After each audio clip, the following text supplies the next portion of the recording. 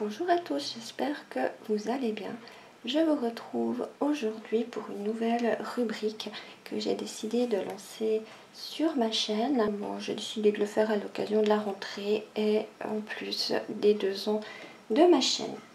Voilà, donc j'ai décidé de vous parler de mes produits terminés. Je vous donne toujours un retour de mes produits dans le bilan, mais je vous en reparle plus par la suite. Il y a certains produits que j'ai testés 2-3 fois lorsque je vous fais le bilan. Et mon avis peut changer entre deux. Je peux remarquer d'autres choses, voire même selon le produit, il peut mal vieillir ou alors s'améliorer en vieillissant. Et je vais également incorporer des produits que j'ai reçus en cadeau dans des box parce que je n'achète jamais de cosmétiques. Par contre, je suis abonnée à plusieurs box beauté, donc je reçois chaque mois des produits à tester et je vais vous donner mon avis sur certains de ces produits. Dites-moi en commentaire si vous êtes intéressé par une rubrique où j'ouvre mes box avec vous. Je suis abonnée à une box suisse qui s'appelle Pink Box. Sinon, il y a Birchbox, il y a Littlebox, il y a Glossybox et je crois que c'est tout. Je vous laisse me dire en commentaire si vous êtes intéressé que j'ouvre tous les mois mes box avec vous. Pour commencer, je vais vous parler d'un produit soin visage. C'est un nettoyant visage que j'ai reçu dans la box suisse Pink Box. C'est un produit qui est fait en Suisse. Je ne sais pas si vous pouvez le trouver en France. Je l'ai reçu au mois de décembre. Et depuis lors, je me lave le visage uniquement avec ça. C'est un soin naturel. La marque Similazan existe depuis très longtemps en Suisse. D'abord, ils étaient spécialisés dans ces petites granules d'homéopathie. Ils en avaient de toutes sortes qu'on pouvait acheter en pharmacie. Et maintenant, ils ont lancé également une gamme de soins. J'ai testé ce nettoyant visage, je ne m'en suis plus séparée, je suis déjà au 3e tube. Chaque fois je la rachète et je la rachète tout le temps. Par contre, j'ai regardé les ingrédients qu'il y a à l'intérieur. Je vais essayer de faire le dupe, j'ai déjà commandé tous les ingrédients pour le faire. Il me manque juste un petit peu de temps pour réaliser cette recette, mais ça va venir tout soudain sur ma chaîne. Je vais vous parler d'un produit clinique. C'est un gel qui nous promet 72 heures d'hydratation.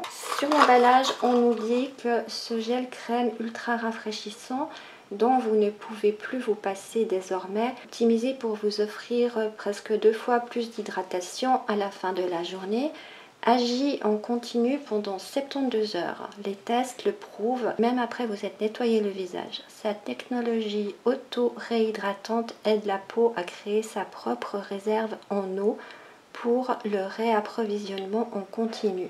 Puis retient cette hydratation pour une peau perpétuellement repulpée, fraîche, éclatante, sans corps gras. Voilà ce que nous promet ce produit. Je l'ai reçu donc dans ma dernière box du mois de juillet.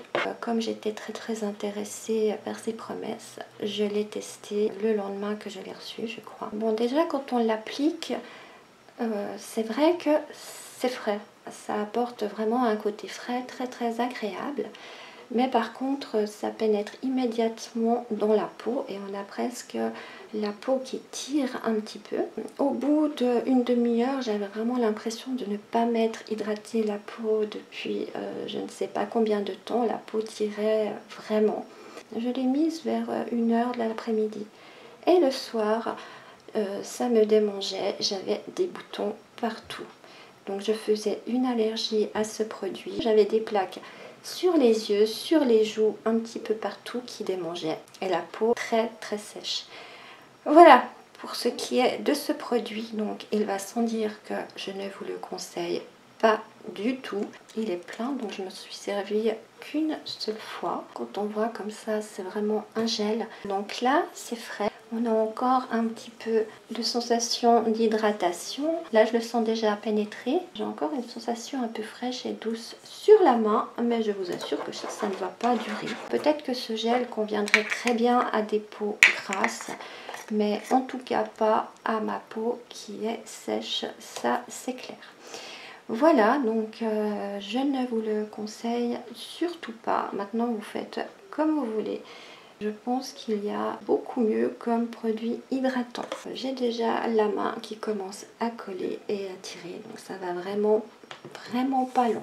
J'ai terminé mon après-shampoing hydratant et réparateur que je vous ai posté le 3 mai, donc ce n'est pas le dernier mais l'avant-dernier que j'avais fait. À l'intérieur, j'avais mis le beurre de karité, l'huile végétale de baobab, l'huile végétale d'abyssinie, l'huile végétale de pracaxi, de l'eau, du conditionneur émulsifié, du BTMS, de l'alcool cétylique, de l'acide stéarique, du phytostérol, de la provitamine B5, des protéines de riz, de la protéine de soie, de l'acide lactique, du Cosgar et de la fragrance. C'est un de mes après-shampoings préférés que j'ai fait jusqu'à maintenant. Donc est-ce que je vais le refaire? Oui, bien sûr. Alors celui-ci, je vais le refaire. Il est vraiment fabuleux. J'ai également terminé mon déodorant. Alors c'est une recette que je vous ai postée au tout début de ma chaîne il y a 2 ans. J'ai toujours fait le même, je n'ai jamais changé parce que c'est une formule qui me convient très bien.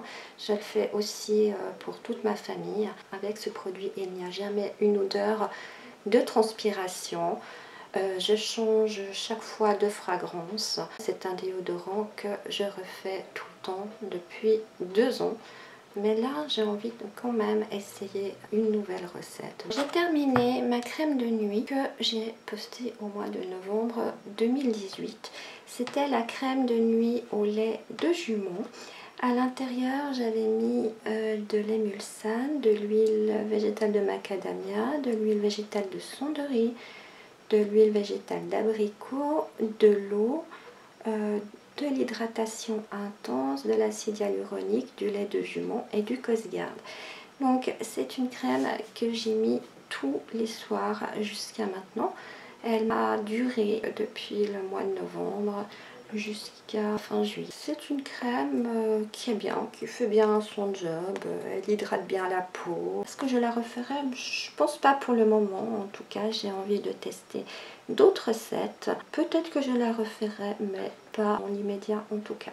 Et j'ai également terminé la crème de jour éclat du teint que j'avais posté au mois d'octobre 2018. Donc pareil, j'en ai également mis tous les jours. C'est aussi une crème qui dure assez longtemps. Donc j'en avais fait pour un contenant de 50 ml. À l'intérieur, j'avais mis de l'huile d'abricot, de l'huile de tomate, de l'olive douceur, l'actif éclat et lumière, de la poudre de lumière, du mélanorégule, de la vitamine C, du Naturleaf, du Cosgarde, de la vitamine E et de la fragrance. C'est une crème de jour qui est très bien. Elle amène une jolie couleur à la peau, un côté bonne mine et un petit glow qui est très sympa.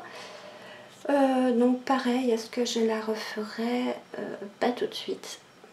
C'est comme la crème de nuit, j'ai envie de tester d'autres recettes, surtout que ce sont des crèmes qui m'ont duré passer 6 mois. Donc j'ai envie de quelque chose d'un petit peu nouveau et différent. Voilà, nous sommes à la fin de ces produits terminés. Je vous mettrai les liens de ces vidéos en barre d'infos, comme ça si vous êtes intéressé par une de ces recettes, vous pouvez directement cliquez sur le lien pour la retrouver. C'est une rubrique qui paraîtra pas régulièrement. Je ferai une vidéo lorsque j'ai assez de produits terminés pour vous en parler, mais je ne veux pas faire une vidéo pour seulement 2 produits.